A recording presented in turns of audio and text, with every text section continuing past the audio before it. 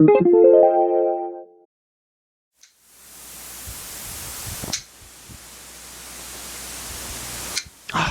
him. Whew. Guy's been bugging me for a while. He's done.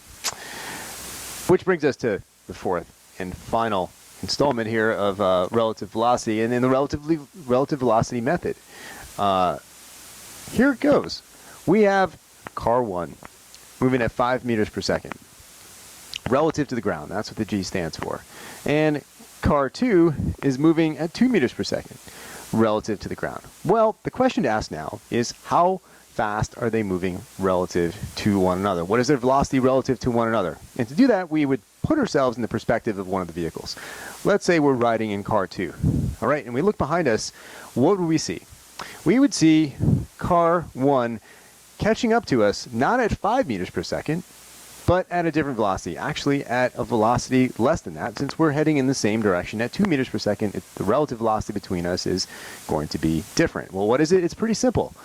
The v relative of car 2 is just the difference between the velocity of car 1 and the velocity of car 2. 5 meters per second minus 2 meters per second is 3. So if we look behind us, we see that car catching up to us at 3 meters per second, even though the ground is moving by us at 2 meters per second and the car 1 at 5 meters per second. So relative to each other, though, the ground is kind of like our shared median.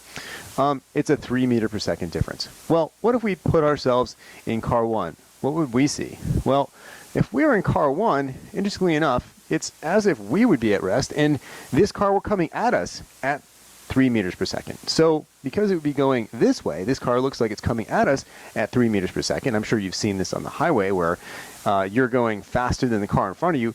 If you were just to kind of freeze your position, it would look like the car in front of you is coming towards you at that velocity, the difference between the two.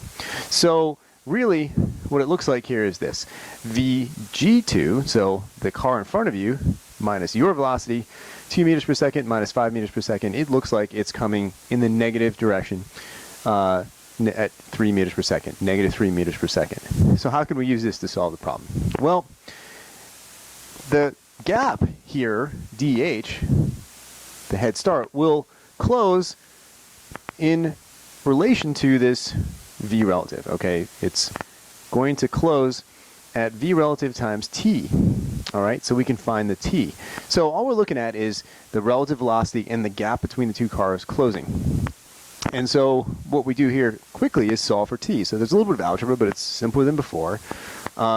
T is equal to dh, the head start, over the relative velocity. All right?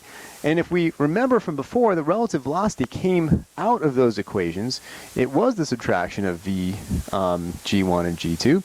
And so what we get over here is 5 meters over 3 meters per second, and we get our 1.66 seconds. So it's very similar to the algebraic method, but the thinking is a little bit different. We're thinking now in terms of, okay, how quickly is this gap being made up? And so in this case over here, it's just the difference between these two velocities, and that's closing the gap dh. So we come up with our time, and again we would use this time to then solve for the displacement at which they meet. So we can take it from there. That's all.